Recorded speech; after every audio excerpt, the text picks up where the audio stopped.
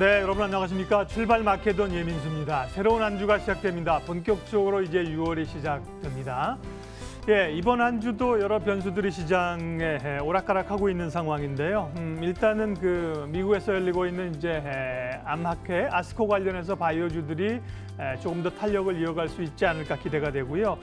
반면에 또 한 축인 IT는 중국 쪽에서 반도체 계속 이제 좀 딴지를 거는 모양새이죠. 국내 업체뿐만 아니라 미국 업체, 세계 메이저 업체들에 대해서 뭐 담합을 조사하겠다. 그만큼 이제 중국이 반도체 산업에 대해서 관심이 많다는 얘기고 그만큼 수요가 많기 때문에요. 가격을 좀 내리려는 움직임들 지난번에도 있었는데 본격적으로 좀 카드를 꺼내드는 것 같아서 칼을 빼드는 것 같아서 IT주, 반도체주에 또 얼마나 영향이 있을런지 살펴봐야 될 것 같습니다. 금요일 뉴욕 증시는 고용 지표가 생각보다 좋게 나오면서 올랐습니다. 다우가 0.9%, 나스닥이 1.5%, 기술주가 강했고요. 그 전날 마이크론의 급락 이런 것들도 상당히 좀 진정이 되는 모양새입니다. 이 부분은 또 IT주의 긍정적인 모양입니다. 우리 야간 선물은 0.3% 상승 반영했는데 역시나 미증시 상승분을 제대로 반영하지는 못한 상황입니다. 예, 이번 한 주간 또 중간에 휴일도 끼어 있고요. 어떤 변수들을 챙기면서 전략을 세워야 될지 마케돈 일부 이야기 지금부터 시작하겠습니다.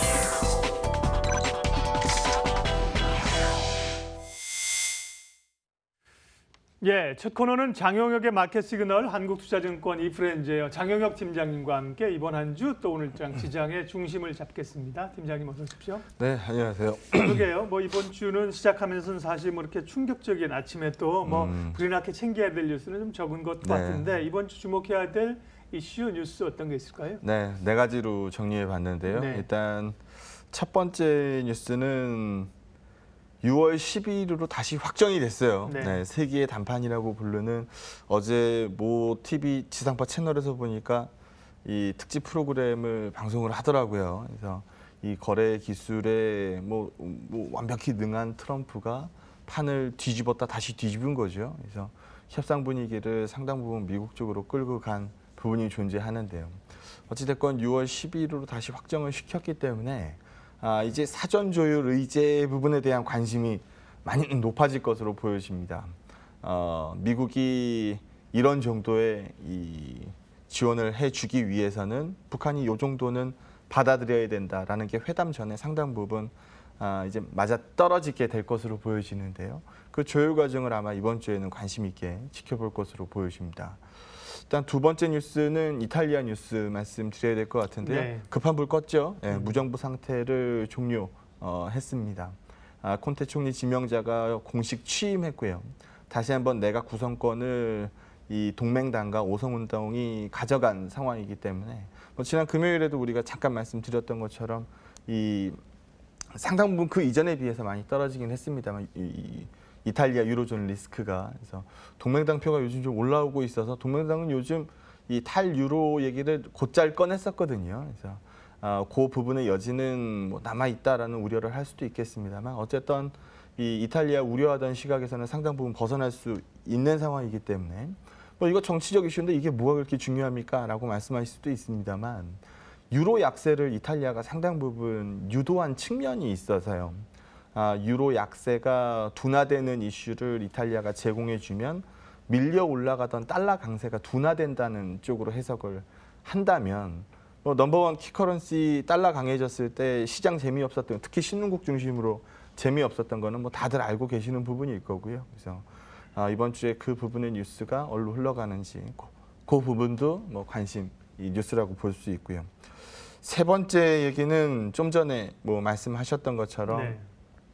중국에서 근데 사실 이게 처음 나온 얘기는 아니거든요. 네. 네.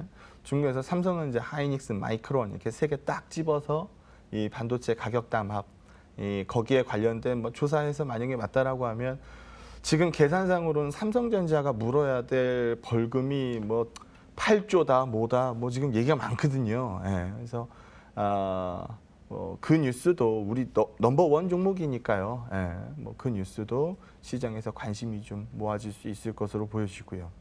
마지막 네 번째 뉴스는 사실 이번 주에 이 뉴스로 제일 시끄러울 걸로 보여집니다. 네.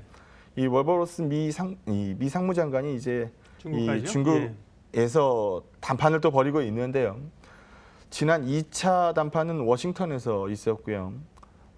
류호 부총재가 넘어가서 그래 우리 관세 때리지 말고 사이좋게 지내자라는 걸 합의하고 왔는데 한 열흘 정도 지났나요? 트럼프가 그거 뒤집어 엎어버렸죠. 그러면서 시장에서 야 이거 회담 결과도 이 협상 결과, 무역 협상 결과도 이게 그대로 믿을 게 못 되는구나라는 부분 얘기를 많이들 하고 있는데요. 오늘은 이 네 가지 뉴스, 이번 주에 이제 관심이 모아질 네 가지 뉴스니까 이 네 가지 뉴스 중에서 마지막 말씀드린 부분 요거를 좀 찝어보려고 합니다. 첫 페이지 보시면은요. 지난주 후반에 있었던 일인데요. 우리 지난번에 유럽, 캐나다, 멕시코 그리고 우리 대한민국 해가지고 철강, 알루미늄 관세 유예 똑같이 받았어요. 똑같이 받았는데 지금 유예를 종료시킨 쪽이 나옵니다. 멕시코, 캐나다, 사실 캐나다 같은 경우에는 미국의 완벽한 우방이거든요. 그쪽도 뭐 예외에서 벗어나는 모습이고요. 유로존도 유예에서 철폐시키는 모습입니다. 뭐 다들 발끈하고 나서죠. 보복 조치 나섰겠다. 뭐 대표적으로 얘기하는 게 뭐 그냥 우리가 딱 미국 하면 생각나는 거 뭐 예전에 뭐 한번 소개를 해드렸던 것 같은데 딱 미국 브랜드라고 딱 표시나는 것들이 있거든요. 뭐 헐리데이비슨이나 뭐 리바이스나 뭐 이런 이유까지도 이 보복 관세 얘기에 등장하기 시작합니다. 그래서 이런 뉴스들이 사실 편하진 않죠. 근데 이번에 유해에 아직 남아 있는 쪽이 있어요. 우리 대한민국입니다. 그래서 우리 대한민국은 우찌되는 건가요? 뭐라는 뉴스들에 관심이 좀 많이 모일 것 같은데요. 우리 지금 북미 정상회담 때문에 잊고 살고 있는데 한미 FTA 재협상이 점점 다가오고 있습니다. 거기에서 미국이 원하는 바를 얻지 못한다라고 하면 부활될 수 있다라는 쪽으로 읽으셔야 될 것 같고요. 최근 미국이 왜 이렇게 동맹국을 건드리는지는 좀 이따가 한 페이지를 통해서 전달을 해드리도록 하죠. 네. 다음 페이지 보시게 되면 이제 북미 회담이 잘 끝나고 나면 이제 한미 FTA 재협상 쪽으로 넘어가서 얘기를 하게 될 텐데요. 미국의 시각을 대변하는 페이지라고 보시면 될 것 같아요. 봐라, 니네들은 한미 FTA를 하고 나서 미국으로의 수출액이 이렇게 잘 굴러가지 않았느냐. 근데 니네 왜 수입은 그대로냐. 이거 불공정, 언페어하다. 좀 더 사라. 라는 쪽으로 얘기를 하는 거고. 우리 입장에서는 살 수 있는 거 많이 들이밀어주면 우리가 많이 살게. 라고 얘기할 수 있지만 그게 미국 입장에서 받아들일지는 뭐 미지수죠. 사실 미지수보다는 아니라고 봐야죠. 지금까지 나오고 있는 모습으로 봤을 때는. 그래서 금주의 무역 관련된 뭐 노이즈들이 지난주보다 많아질 것으로 보여지고요. 지난주는 지지난보다 훨씬 많았고요. 그래서 다시 한번 뭐 미중 무역 협상 마찰 이런 뉴스들이 좀처럼 좀 이어질 것으로 보여집니다. 유로존한테 좀 시계를 더 돌려서 예전에 이 철강 관세 유예할 때 그때 조건으로 내붙였던 게 몇 가지가 있거든요. 근데 가만히 읽어보시면 어떻게 하라는지 딱 눈에 보입니다. 첫 번째 보여드리면 일단 뭐 철강과 알루미늄 뭐 니네 수출이 워낙 많으니까 웬간히 해라. 뭐 작년 이상 이 수출 밀어넣지 마라. 라는 부분은 뭐 충분히 얘기할 수 있는 조건이에요. 그래서 여기에서 문제가 있다라고 보이지는 않습니다. 근데 다음 조건서부터 참 재밌는데요. 중국의 다양한 무역 왜곡 정책에 대해서 적극적으로 거론하자. 그러니까 국제사회에서 중국의 이 무역 정책이 잘못됐다라는 점을 미국 편을 들어달라라는 거거든요. 그래서 우리 편에 서지 못하면 너네는 관세를 맞게 될 거야라는 부분을 얘기하고 있는 거고요. 지금 관세를 부활시킨 거는 어떤 의미예요? 왜 우리 편 드는 게 이렇게 뜨뜻미지근하니? 라는 쪽으로 해석할 수도 있겠죠. 요즘 미중 무역 협상이 이번까지가 3차 협상 들어가 있는 상태이기 때문에 왜 우리가 그냥 1대1로 붙은 느낌이지 우리는 다대1로 붙는 게 훨씬 유리할 것 같은데 라는 불만을 좀 표현한 부분이라고 볼 수 있고요. 여기 또 나오는데요. G20 같은 거 열렸을 때 국가 모임 이런 거 열렸을 때 더 적극적으로 미국에 협조해라. 그러니까 우리 편에 완벽히 서라라는 부분을 노골적으로 주문을 하고 있죠. 다음 조건도 재밌어요. 미국이 이 WTO에 제소를 만약에 하게 된다면 공조해라. 똑같은 내용이죠. 그 마지막 부분도 얘는 지금 뭐 무역 확장법인가요? 뭐 이런 거 들이밀면서 국가 안보에 위협이 되니까 우리 25% 관세 때릴게요. 뭐 이런 부분으로 나가잖아요. 그래서 미국의 뭐 주요 산업들 뭐 이런 쪽들 좀 면밀히 지켜봐달라라는 쪽의 주문으로 볼 수 있습니다. 공짜 점심은 없네요. 그러니까요. 줄 확실히 서라 이거네요. 근데 예. 확실히 보이는 조건은 아군 아니면 적군이니까 예. 확실히 우리 아군 편에 서라라는 부분을 주문하고 있다라는 점입니다. 그래서 지금 왜 느닷없이 유로존에 내려졌었던 철강유예 관세 유예가 왜 갑자기 뒤집어 엎어졌어요? 라는 부분을 물어보면 중국이랑 더 가열차게 붙기 시작했는데 자기 편이 부족한 것 같아서요. 라고 이해하면 아마 100% 맞는 답이라고 볼 수는 없지만 상당 부분 맞는 답으로 볼 수 있을 것 같습니다. 그래서 이번 주에 그 뉴스들이 좀 많을 걸로 보여지니까요. 시장 입장에서 봤을 때는 편한 뉴스는 아니거든요. 그래서 그런 부분들 뭐 시장에서 좀 쳐다보게 될 것 같습니다. 그래서 이 외국인들 선물이 위험 선호도가 전체적으로 쭉 밀고 올라오면서 이 선물 밑으로 좀 많이 내려가 있는 포지션이 밑으로 많이 내려가 있는 상황이기 때문에 좀 끌어올리는 모습이 반드시 필요한데요. 금주에 이 선물단을 지난 금요일 같은 경우에 수급이 괜찮았거든요. 예. 근데 예전에도 한번 방송에서 말씀드렸습니다만 수급 괜찮은 날 공통점은 딱 하나 있어요. 시가총액 최상단 기업들이 강하다는 삼성전자와 동행을 보인다는 점이거든요. 금요일 날 하이닉스는 크게 약했습니다만 삼성전자는 괜찮았죠. 그래서 이 모건 스탠리가 마이크론 목표가에 도달했어요 라는 의견으로 마이크론이 크게 부러진 다음 날 하이닉스가 크게 빠졌고요.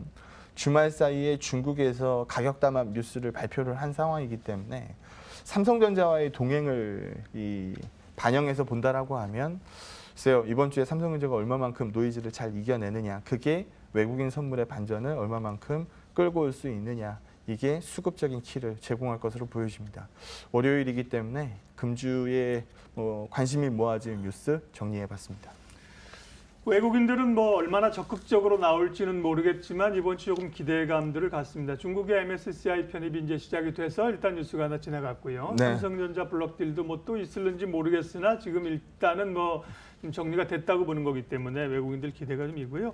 그 중국이 국내외 반도체 업체들에서 이렇게 압박을 넣는 것들은 저는 개인적으로 이제 이게 사실은 시장에서 이게 매수 매도의 신호인지 혹은 이제 소음인지 소음 뉴스가 훨씬 더 많거든요. 중국 제조 네. 2025를 발표했을 때 우리는 두려워했고 네. 미국도 사실 내심 굉장히 많이 두려워하고 있는 것으로 보여지거든요. 그래서 쫓아가야 되는 입장에서는 뭐 국가의 지원이든 뭐든 당근을 계속 집어줄 수밖에 없는 거고, 쫓기는 입장에서는 야 그거 반칙 아니야 라고 얘기할 수 있는 뉴스들이기 때문에 한번 생각해 보시죠.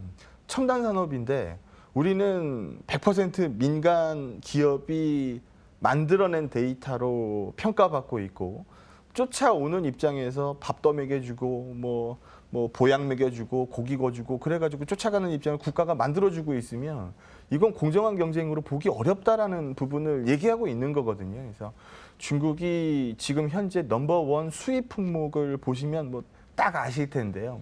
예전에는 넘버원 수입 품목이 원유였습니다. 예. 근데 지금은 넘버원 수입 품목이 반도체거든요. 반도체죠. 예. 그래서 중국에서 반도체 굴기 뉴스를 많이 보셨을 텐데요. 그래서 뭐 미국도 마이크론이라는 뭐 대문 기업이 뭐 간판 기업이 있습니다만 우리 대한민국 같은 경우에는 간판이 아니라 그냥 진입로 수준의 뭐 비중을 갖고 있는 상황이기 때문에 그런 뉴스들이 네. 불편한 거는 뭐 사실이지 그러면 않느냐. 불편한 건 사실이죠. 다만 소음 뉴스에 가깝죠. 예, 저는 뭐 개인적으로 신호냐 소음이냐 이렇게 본다면 소음으로 이제 소음에 가깝죠. 본다고 말씀을 드린 네. 거고요. 예.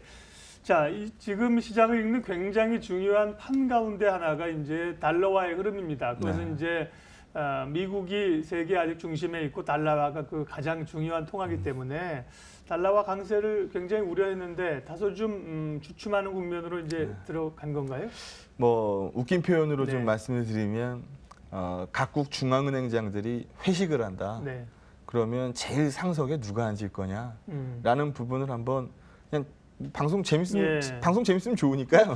FOMC 의장이 예, 맞지 예를 않겠어요? 들면 네, 네. 예, 누가 앉을까라는 예. 부분을 생각해 보면 미국 FRB 의장이 앉을 가능성이 네, 굉장히 네. 높죠. 그렇죠. 왜냐하면 예. 이 넘버원 기축통화 달러의 발권력을 갖고 있는 게 이 페드 연준이기 네. 때문에 뭐 어떻게 보면 세계 경제를 쥐고 있는 경제 대통령이라고 봐도 네. 과언이 아니죠. 그래서 상석에 아마 FRB 의장이 앉을 거고 옆에 뭐 술 따라주기 딱 좋은 자리에 마리오 드라기 22 의장이 네. 앉겠죠. 예, 그래서 뭐 그 건너편에 뭐 BOJ 정도 앉을 거고 뭐 이렇게 굴러가지 않겠습니까? 그래서 이 그림을 뭐 하루 아침에 뒤집을 수는 없는 거기 때문에 글로벌 금융시장에서 봤을 때 뭐 달러, 뭐 미금리 이게 중심에 서 있어요라고 얘기하면 그거 당신 말 틀렸어라고 얘기하기 어려운 게 사실입니다. 근데 이 그림을 하나 보면 이 완벽한 데칼코마니인데요. 달러 강해지는 시점에 유로 떨어지고 뭐 이 움직임이 일반적으로 맞거든요. 이 최근에 달러와 유로가 이 그 패턴 내에서 그대로 움직이고 있기 예. 때문에 그러니까 해석을 하는 뭐 물론 닭이 먼저냐 달걀이 먼저냐라는 얘기와 마찬가지일 수 있겠습니다만 달러가 강하니까 유로 약세를 자극한 거냐 아니면 유로가 약세로 가니까 달러 강세를 더 자극한 거냐라는 부분의 뉴스로 해석을 해보는 겁니다. 초반에 전자 뉴스일 경우에 달러가 워낙 강세 요인을 끌고 가서 다른 통화들을 깔아뭉개는 경우 이때는 시장이 분명히 어렵습니다. 왜냐하면 달러의 회귀 본능을 상당 부분 자극하기 때문에 그러죠. 근데 뒤에서 또 보여드리겠습니다만 달러의 회귀 본능이 굉장히 중요한 표현이거든요. 근데 후자의 케이스, 만약에 유로가 좀 약세 요인을 가져서 달러가 밀려 올라간 케이스, 이때는 유로 말고는 또 괜찮거든요. 뭐 죽어라 하는 분위기는 또 안 나오니까요. 그래서 이 달러가 강세가 좀 둔화되는 뉴스들, 뭐 예를 들면은 뭐 다음 페이지 한번 볼까요? 지금 6월 FOMC에서 금리 인상 확률이 상당 부분 떨어지기 시작했습니다만 지난번에 제가 보여드렸고 연 4번의 금리 인상 가능성이 급락하고 있습니다라는 뉴스도 우리가 소개를 해드렸어요. 이거는 달러 강세 요인일까요? 약세 요인일까요? 약세 요인이겠죠. 이건 약세 예. 요인이죠. 그래서 이건 시장에서 반가워하는 뉴스로 분명히 쳐다봅니다. 그러면 유로가 좀 밀려서 올라가겠죠. 또 유로존에서 뭐 경제지표 데이터가 잘 나온다든지 뭐 이탈리아 전국이 완전히 뭐 봉합이 된다든지 뭐 이런 식의 뉴스로 가면 유로가 약세 요인이 좀 줄겠죠. 그러면서 달러의 강세를 추가적으로 좀 떨어뜨리는 뉴스가 나온다라고 하면 이거는 시장에서 기다리는 뉴스가 아마 될 것 같습니다. 근데 우리 대한민국 원화하고 같이 보면요. 달러가 비싸지면은 사실 신흥국 통화는 약세 요인을 갖는 게 맞습니다. 근데 최근 달러가 비싸졌기 때문에 신흥국 통화가 깨지기 시작했죠. 이 신흥국 통화가 깨지는 와중에 뭐 아르헨티나 뉴스도 들으셨을 거고 뭐 터키 뉴스도 들으셨을 거고 인도네시아 뉴스도 들으셨을 거고 많이들 들으셨을 거예요. 그러면서 이제 내심 불안한 게 우리도 신흥국인 건 마찬가지니까 대한민국도 뭐 좋은 뉴스는 아니잖아요. 이건 사실인데 좋은 뉴스 아닌 건 맞으니까요. 그러면 똑같이 안 좋을 거냐? 그건 아니다라고 말씀을 드립니다. 그걸 그대로 증명하는 그림이 최근의 원화는 아직 강세를 유지 중입니다. 그러니까 달러 대비 강세 나오고 있다라는 얘기거든요. 그래서 초반에 말씀드렸던 것처럼 달러가 개별 강세 요인으로 달러 강세가 나타나고 비싸지는 달러 때문에 각국에 풀려 있는 뭐 예를 들면 대한민국이라고 하면 대한민국에 들어와 있는 달러가 나 미국으로 돌아갈래라는 포지션을 취하게 되면 시장 외환 시장에는 달러 매도가 많을 거고 원화를 이제 팔아야 되니까 원화의 매도가 많을 거고 달러로 다시 바꿔야 되니까 달러의 매수가 많아지겠죠. 그렇게 되면 원화는 약세로 갑니다. 원달러가 튀어 오른다라는 거죠. 그래서 아직 그 부분으로 모습을 보이지 않았기 때문에 달러의 개별 강세 요인보다는 다른 통화들이 다소 좀 달러의 강세를 자극한 케이스.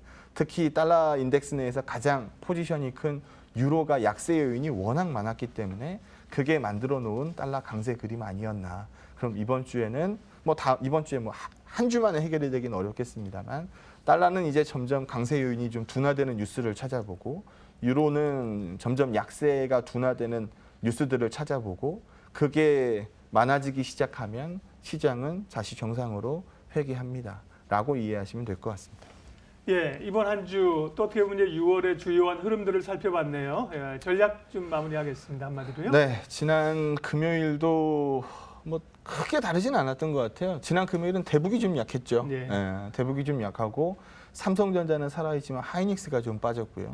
그러면 세 개의 축으로 읽었을 때는 뭐가 올라올 차례였나요? 예, 바이오가 올라갔어야 차례죠. 되는 네. 차례죠. 금요일 날 뭐가 강세였나요? 바이오가 강세였습니다. 네. 그래서 여전히 세 개의 축으로 읽고 있는 증시입니다라고 보시면 될 것 같고 증시의 종목 굉장히 많잖아요. 근데 요즘에 저 많은 종목들을 다 쳐다볼 필요는 사실 없어 보이거든요. 그래서 금요일 이 전략 때도 말씀드렸던 것처럼 요즘 6종목이면 충분합니다. 시장 분위기 파악하는데 6종목이면 충분하다는 네. 거죠. 삼성전자 하이닉스, 삼성바이오 셀트리온, 그리고 뭐 현대건설, 현대엘리베이터. 요 6종목 빨간불 파란불만 보기 시작하면 오늘 시장은 얼로 기울었구나를 금방 알 수 있습니다. 그러면 어느 쪽으로 빨간 이제 기울었다라는 판단이 들게 되면 그 밑단에 있는 종목들 가지고 이제 계속 트레이딩 도는 거거든요. 이게 요즘 증시입니다. 근데 뭐 그 많은 종목들 최하단에 서 있으면서 내 종목은 왜 안 올라요?라고 하면 요즘 답이 없죠. 그래서 일단 시장 분위기는 여전히 세 개의 축으로 보시고 불 들어온 날 오늘 여기서 놀아도 좋습니다라고 불 들어온 날 그 하위 종목들 쪽에서 이 트레이딩 도는 거, 요 컨셉을 계속 이어가시기 바랍니다. 예, 장영혁의 마켓 시그널 오늘도 시장의 방향들 잡아주셨습니다. 한국투자증권 장영혁 팀장님 함께했습니다. 고맙습니다. 네, 고맙습니다.